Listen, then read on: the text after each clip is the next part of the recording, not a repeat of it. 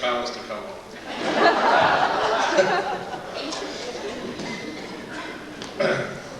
Next, we have special work created for the occasion by the gentleman who a while back was our poet laureate, now he's our musician laureate for the evening, Dan Hayes, who has made a special kind of music that he frequently makes to honor a particular person or place on a particular occasion. So Dan, if you come up and tell the folks whatever more you want them to know about. And perform it too, please.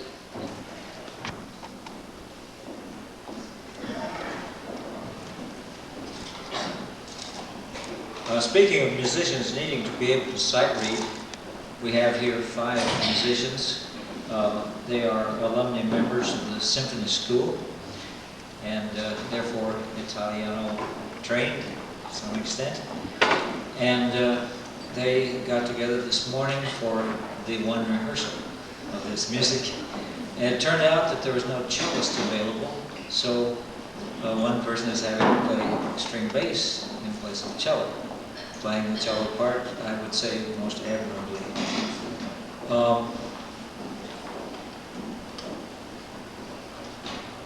The people here are Kevin McMahon is conducting. I'm not sure where he's from. Mary Ann Spores is the violins. Mary Ann Spores, Lori Bierman, and Allison Thomas. Let's see, the last 2 are from Eau Claire and Alaska. Troy Birdsong is playing bass in place of cello, for which I wrote it. Lenny Larson bassoon. I guess I don't have down where she's from. Maybe I wrote it somewhere else. Okay, Suite Italiano. Since music making has been at the center of Frank's career, and since his children have grown up, as you saw, performing music, it seemed fitting in composing a piece for this occasion to arrange it for instruments played by the Italiano children. Therefore, 3 violins, cello, and bassoon. One of the players would have been, if the family ever does it, would be one of the musical in-laws. So tonight we're not hearing it from the Italiano children. Figured they wouldn't have any rehearsal at all and would really have to sight read. This group did have one sight reading experience this morning at the Congregational Church. Okay, once upon a time there was a boy who, as he grew to manhood, showed great energy, perseverance, leadership, and talent, especially in the field of music. Therefore, Suite Italiano begins in a style suited to his strong personality. Incidentally, the music, or the melody rather, consists entirely of repetitions of patterns built from successive musical equivalents of the letters in Frank's name. This method is known by, of course, an Italian term, soggetto cavato, or carving the theme from the appropriate letters. We begin with an overture in the French Baroque style, or shall we say, Frank style. Frank's Overture.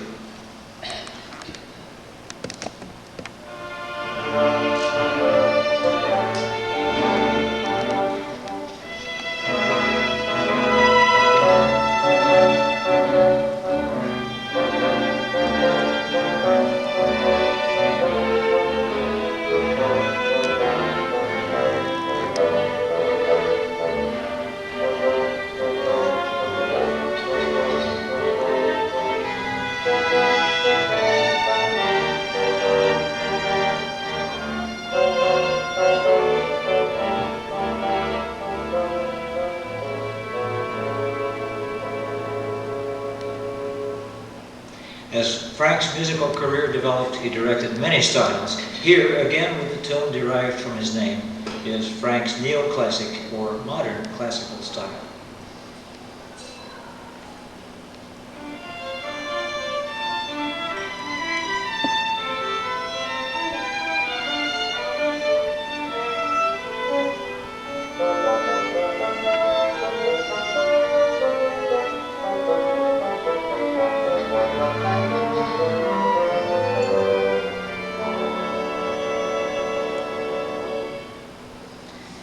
Into each life some rain must fall. We turn now to a suggestion of more personal emotions. Let's call it searching.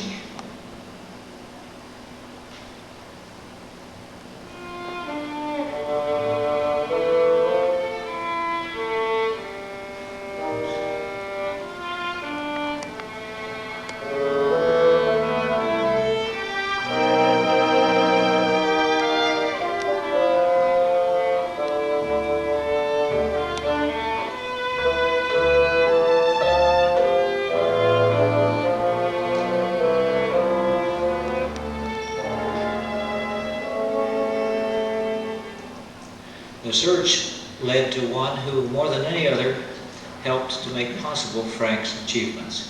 His wife, Lenore, is the complete helpmate, sharing, unselfish, indefatigable, practical. Through her, new dimensions were added to Frank's vision and accomplishment.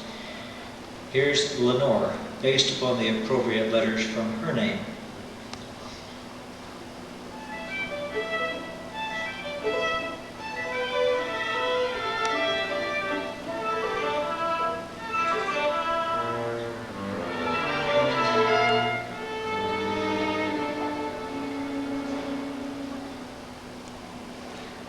This brings a strong response from Frank. He pours out his heart in frankly singing.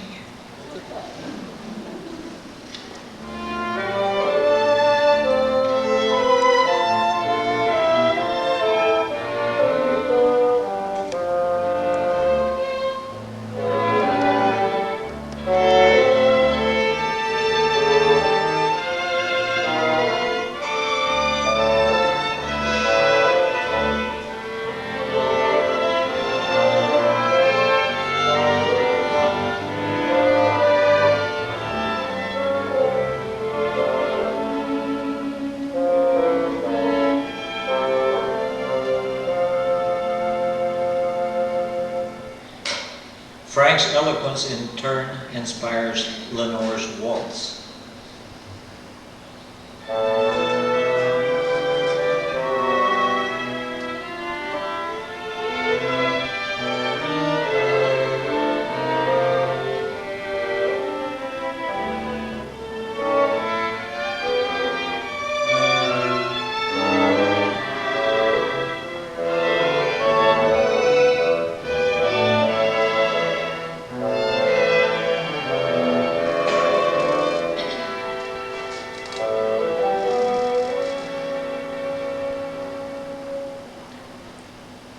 Next, they join in a waltz with Lenore's theme in the first violin and Frank's theme below. Then the parts are reversed as the partnership is sealed.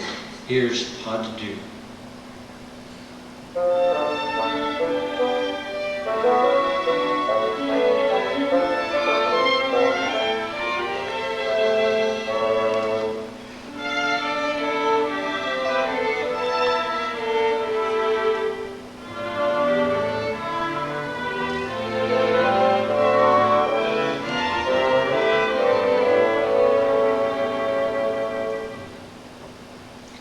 Every good marriage must involve some give and take.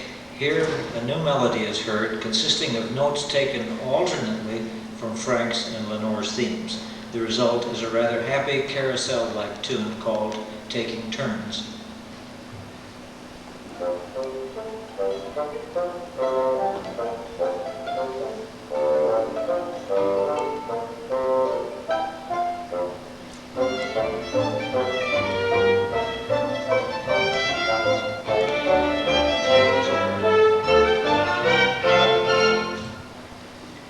Finally, to wind up this musical celebration of Frank's career, we have a reprise or repeat of Frank's overture with added embellishment by often changing patterns of Lenore's theme.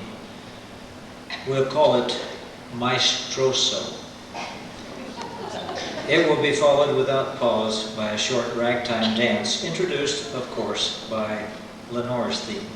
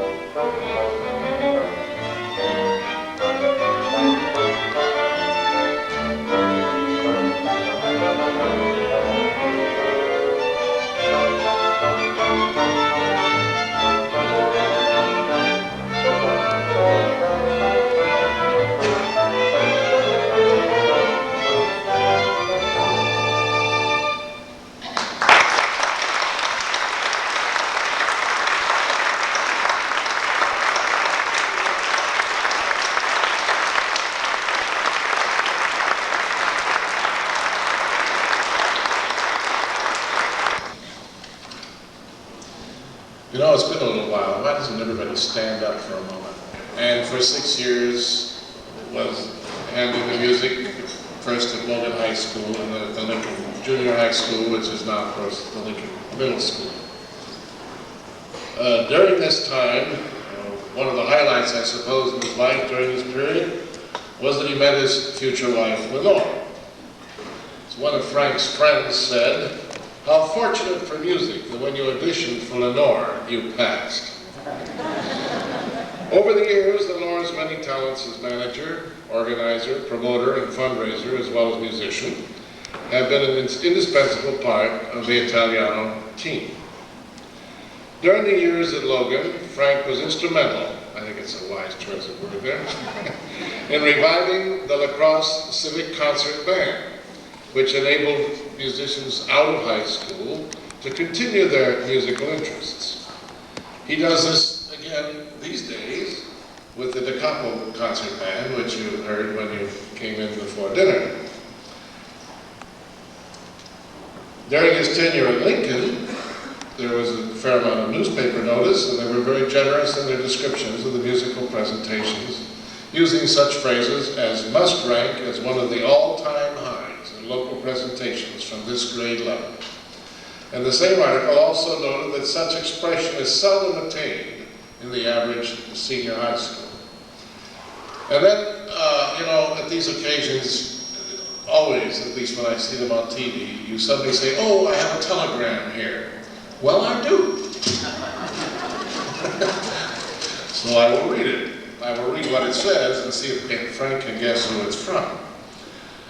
It starts off quite clearly. Frank, greetings on this glamorous occasion. Lifting a glass to you tonight in Manhattan. I owe you so much for wonderful background and opportunities you created for me, for extra hours, for caring, and having a great career passing on your work ethic. The individual's having a great career passing on Frank's work ethic, and this is it. Practice until you improve or drop dead. So, that casts a somewhat different light on his career. Whichever comes first was the rest of it. Hope my accomplishments and values do you honor, love always, Laurie L. Glaze. I hope I pronounced the last name right. Is it Glaze?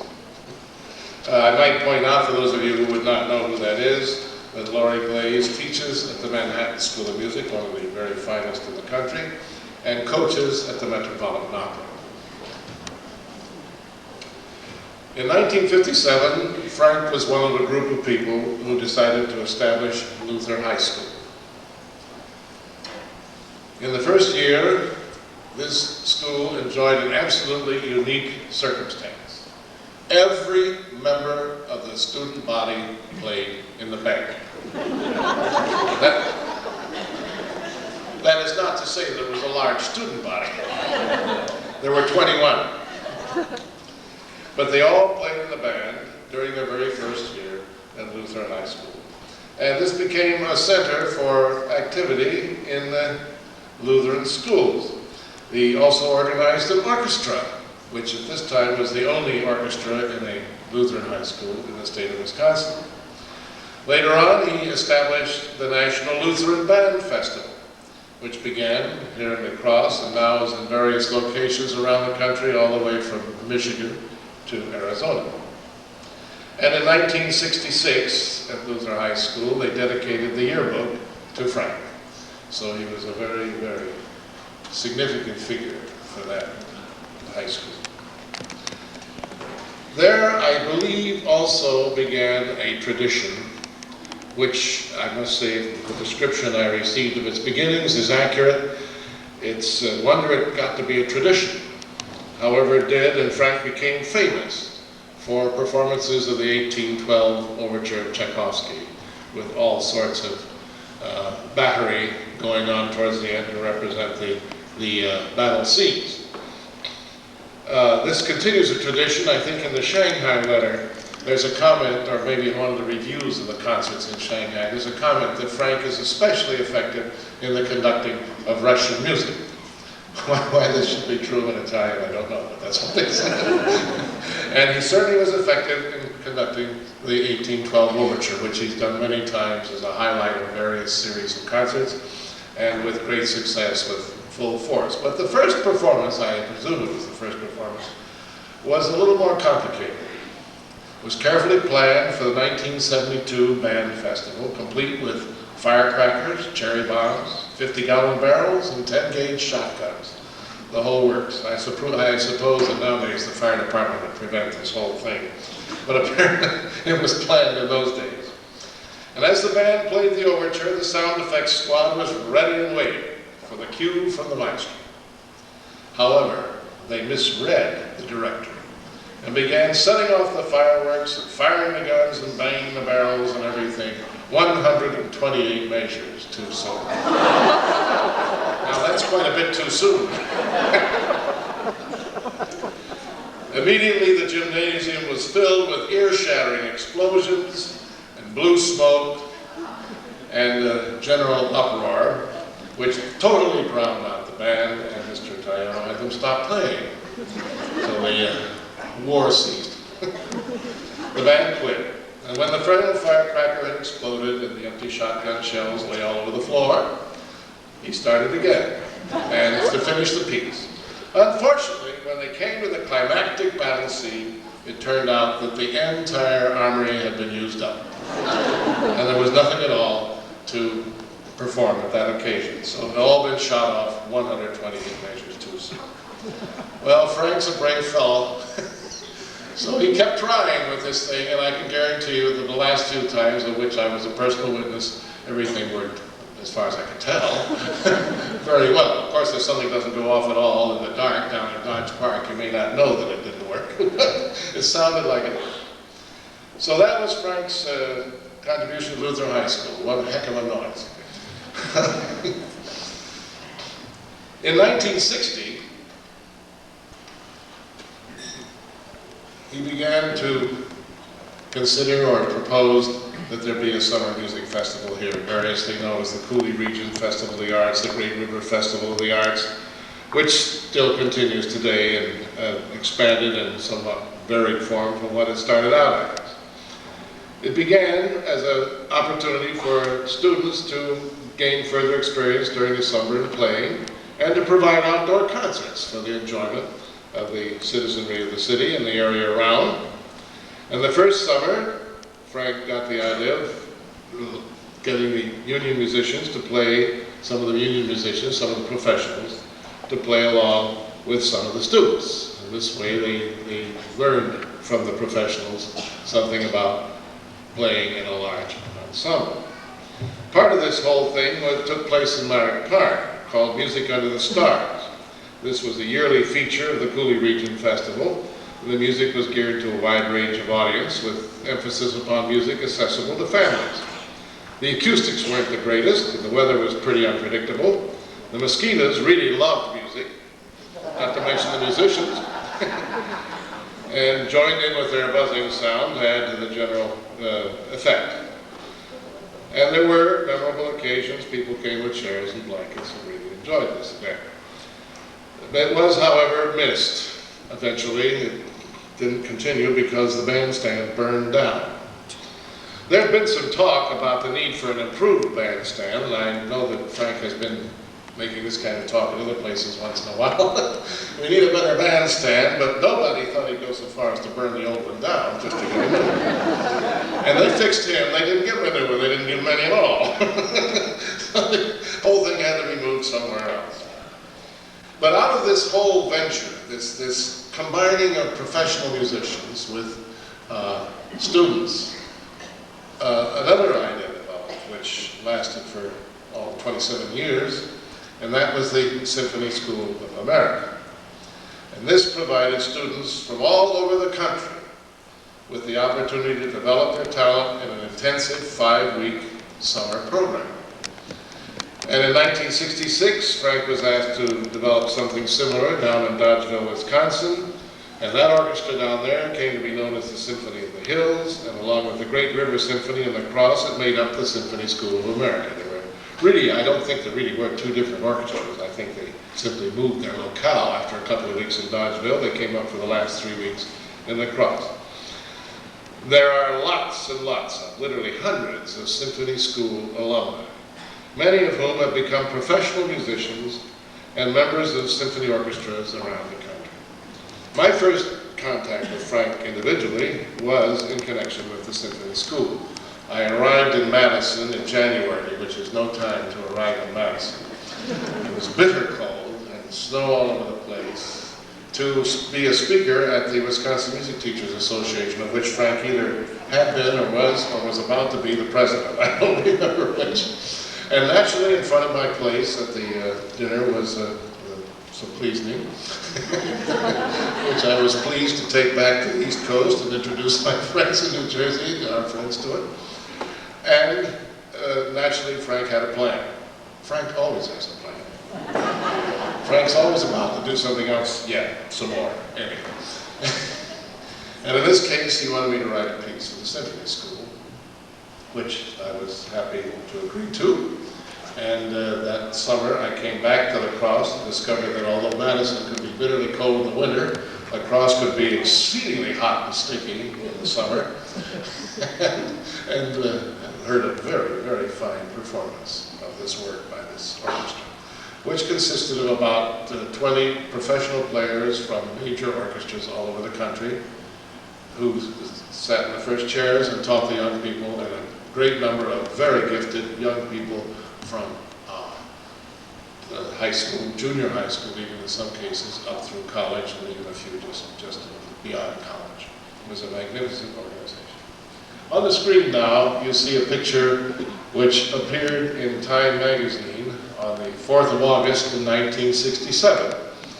It got there because, first of all, the Symphony School was getting a national reputation, and the Northern Natural Gas Company thought it would be an excellent illustration for one of their ads. In the picture you see in the forefront, I believe on the left, yes, Marilyn Wood, who's now directs the Maryland School of Dance. And you also see, once again, Dan's always there, Dan Hayes, with the orchestra in the background. So the orchestra really was getting a fantastic reputation. And in this case, got real national notice, and a very lovely drawing, I think it is. I don't think it's photographed. I'd like to say a few words about the orchestra because I worked with them and wrote for them for several years. It was a really spectacular ensemble. One concert that sticks in my mind, they did the Tchaikovsky Pathétique, and I was sitting in front of a couple from Chicago who spent their summers up here somewhere north on the river, and said that for several years they had come with great regularity to the concerts that the Symphony School provided in the summer with this fine orchestra. And their comment was very interesting at the end of the Tchaikovsky. They said, you know, we go to the subscription series of the Chicago Symphony, and we really never have heard that piece better played. I don't know if I ever told you that.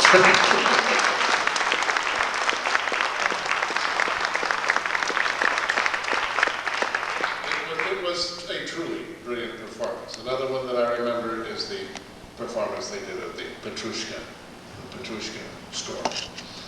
And then, of course, there was the year that they really got national notice, that they decided to celebrate in Spillville, where Dvorak had spent some time. In Spillville, Iowa, they developed a series of programs to honor the 75th anniversary of Dvorak's death. And this was a spectacular series of programs with very fine soloists, and did get really national attention. So it was a tremendous musical asset that Frank created for this area, and it has, as I say, has had a tremendous number of alumni, many of whom are here tonight.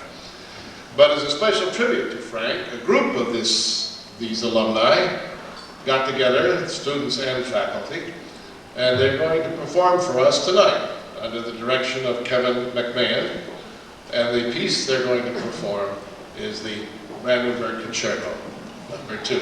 So this is, somebody said this is going to be the surprise symphony for Frank, but they're going to play a concerto, not a symphony.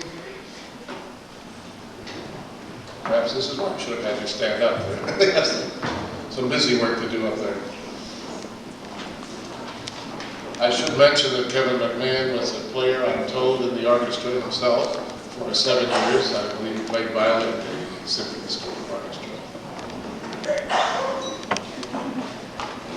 Musicians have come tonight, but the concertmaster, I especially want to call attention to, and he's walking towards the back right now. Jim, get up there. Jim Pippigan, who was our concertmaster for the last 4 or 5 years of the Symphony School, and plays with the Birmingham the Symphony, and he drove all the way up from there to be with us today. Thanks.